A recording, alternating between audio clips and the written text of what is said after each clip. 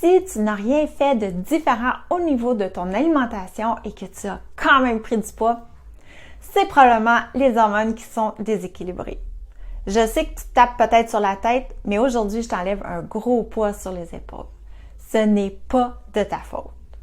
Je te partage ma stratégie préférée qui apporte des résultats non seulement au niveau de la perte de poids, mais aussi sur beaucoup de points, entre autres plusieurs symptômes de la préménopause. Je m'appelle Marilène Lefebvre de Marie Keto Solutions. J'accompagne les femmes à garder un corps jeune après 40 ans avec mes stratégies keto pour atténuer les symptômes de la ménopause et de se sentir belle. L'acétose est un état métabolique atteint par le corps quand celui-ci est privé de glucides. Le but est d'atteindre cet état métabolique en mangeant une faible quantité de glucides. Mais il est super important de savoir que quand ton corps fait la transition, il est possible de se sentir malade, ce que l'on appelle le kétoflou. Le kétoflou, c'est un ensemble de symptômes qui peuvent apparaître en 2 à 7 jours et de 24 à 48 heures après le début de l'alimentation cétogène. Cette pseudo-grippe ne survient pas à chaque entrée en état de cétose ni à chaque personne.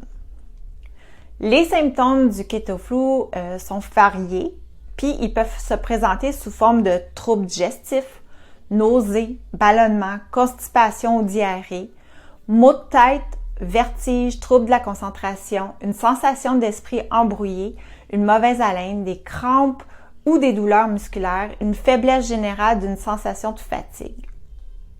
Quelles sont les causes de la grippe cétogène? C'est en partie provoqué par un déséquilibre en électrolytes, ce qui se produit lorsque l'organisme entre en état de cétose. L'état de cétose, c'est où la source principale d'énergie provient des corps cétoniques fabriqués par le foie. Comment alléger les symptômes de la grippe cétogène? En fait, en compensant la perte d'électrolytes en consommant des boissons riches en minéraux, augmenter ses apports en sodium, augmenter ses apports en potassium, ajouter de l'huile MCT à ses repas, adapter sa pratique sportive en passage en cétose, éviter la restriction calorique. Dans la prochaine vidéo, je te parle que la cétose est ton meilleur ami pour bien vieillir. Si tu désires en savoir plus sur l'alimentation cétogène, écris guide en commentaire, ça va me faire plaisir de te l'envoyer.